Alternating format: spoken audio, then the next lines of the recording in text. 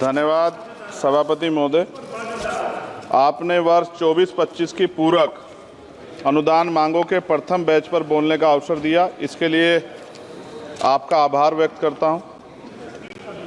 पूंजीवाद वह जो लगातार बढ़ रहा है, मुख्य रूप से ठेकों के माध्यम से निष्पादित किया जाता है और बड़े लाभ ठेकेदारों को जाते हैं, जबकि सामाजिक कल्याण योजना के लिए बजट जो प्रत्यक्ष लाभ हस्तांतरण के माध्यम से पारित किया जाता है घट रहा है।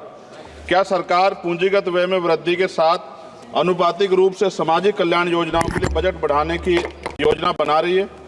अनुसूचित जाति के कल्याण के लिए आवंटन पर विवरण यह दर्शाता है कि बजट के अनुमान 23-24 को 15816 करोड़ रुपए और संशोधित अनुमान 23-24 का 146861.08 करोड़ रुपए, जबकि बजट का अनुमान 24-25 का 165597.70 करोड़ रुपए है, जबकि बजट परिव्यय 476576 करोड़ रुपए है, जो कुल बजट परिव्यय का लगभग 3% है। यदि नहीं तो अद्यतन आंकड़े क्या हैं?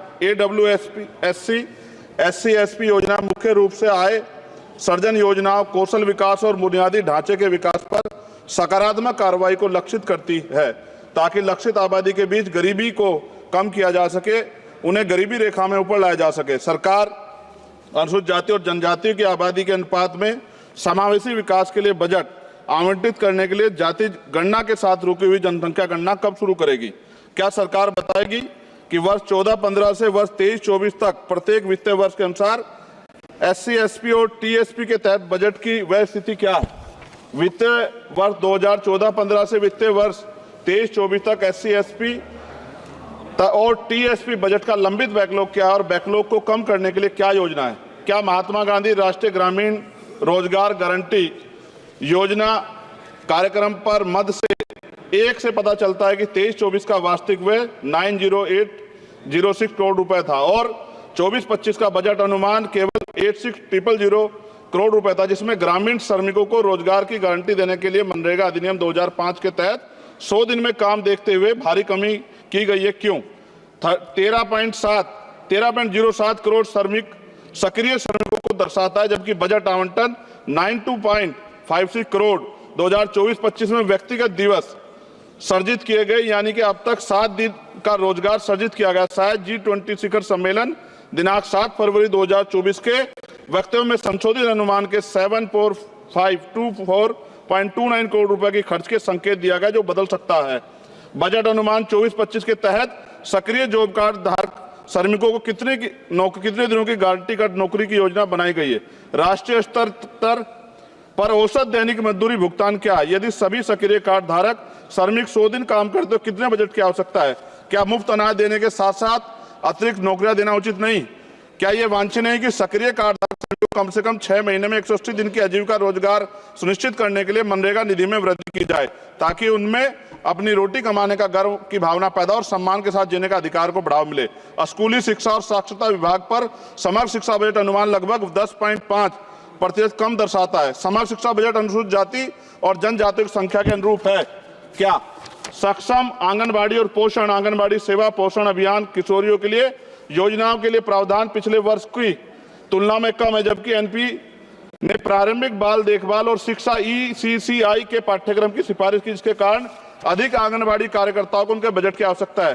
क्या अधिकांश आंगनबाड़ी कार्यकर्ता SC और ST समुदाय से? कृपया सामान्य कर्मचारियों के साथ साथ राज्यभर तैनात अनुसूचित जाति और जनजाति कर्मचारियों का विवरण साझा करें। आंगनबाड़ी कार्यकर्ताओं में अनुसूचित जाति और जनजाति की राज्यभर प्रभावी उपस्थिति का प्रतिशत क्या है? क्या प्रधानमंत्री आयुष्मान भारत स्वास्थ्य अवसंरचना मिशन, जिसके लिए बजट में अनुमान के लगभग 50% की कमी दर्शाता है, जबकि जनसंख्या में वार्षिक वृद्धि और अवसंरचना के कारण पूंजीगत व्यय में वृद्धि के बावजूद बजट अनुमान 24-25 में भी कमी की गई है? आप स्वास्थ्य में व्यय को किस प्रकार बढ़ाएंगे तथा इसमें GDP के 6% के स्वीकार्य स्तर पर लाने का प्रस्ताव रखते हैं?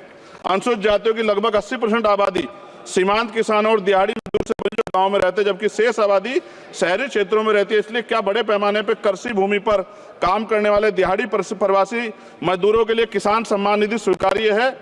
यदि हाँ, तो अनुसूचित जाति और जनजातियों के अनुसूचित जाति मजदूर और सीमांत किसानों के राज्यभर कितनी किसान सम्मान निधि दी गई? क्योंकि योजना का नाम किसान सम्मान निधि है। प्रस्तावित यूरिया सब्सिडी अनुसूचित जाति जनजाति किसानों की प्रतिशत जनसंख्या के अनुरूप तथा आप अनुसूचित जाति जनजाति किसानों के राज्यवार लाभार्थी जनसंख्या के बारे में जानकारी देंगे। क्या किसानों को लीगल एमएसपी की गारंटी का लाभ मिलेगा, देने की कोई योजना है? प्रधान वित्त मंत्री बताने कृपया करें, प्रधानमंत्री फसल बीमा योजना अनुसूचित जाति और जनजाति किसानों के पास कितनी भूमि है?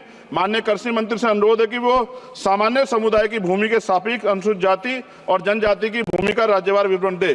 क्या प्रधानमंत्री उच्चतर शिक्षा प्रोत्साहन पीएम यूपीएससी, खत्म कर रहा हूं सर, लगभग 23% की कमी दर्शाता है। क्या प्रधानमंत्री उच्चतर शिक्षा प्रोत्साहन पीएम यूएसपी योजना के तहत प्रावधान एससी और एसटी की आबादी को ड्रॉप आउट के अनुरूप है?